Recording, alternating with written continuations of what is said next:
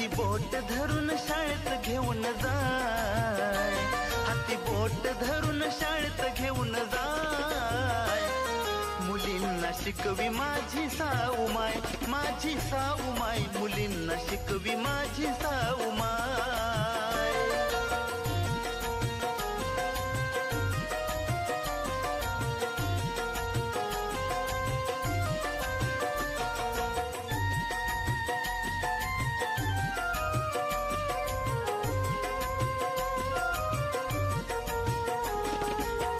रूढिवाद्यांची समाजात सक्ती, मुलींना शिकायला शाळेत नव्हती मुक्ती.